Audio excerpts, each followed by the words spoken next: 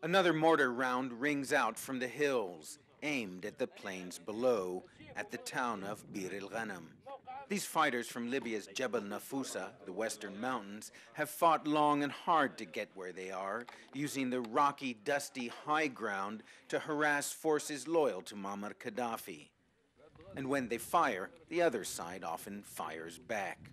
So apparently they have come under bombardment here this morning from the town, which is only about 3 kilometers away. This is the last position of the rebel fighters before this town, al-Ghanam. Well, in al-Ghanam itself, all the inhabitants, the civilians, have left, and it's only the Libyan army that's there.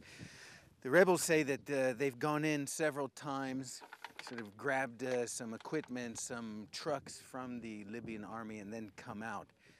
But of course, this is a critical highway because it leads to Zawiya, a town, a city on the coast, and also to Tripoli as well. They say we're about على بعد كم كيلو من زاوية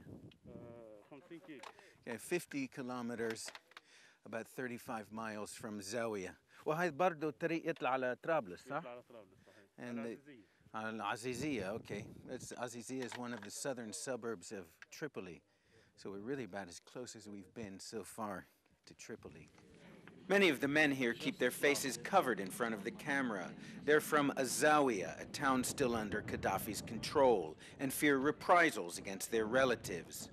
21-year-old college student Rashid is from rebel-held Zintan. He says their immediate goal is to break through to Zawiya, which sits on one of the main highways to Tripoli. We will try to reach Zawiya, he tells me, and help our brothers there because they've been subjected to the worst crimes. So as you see, every day we fire rockets on the enemy to drive them away. At a nearby abandoned quarry, rebels relax in the shade. Lunch here is a simple affair, fresh camel meat and liver, spiced with a hefty helping of black humor.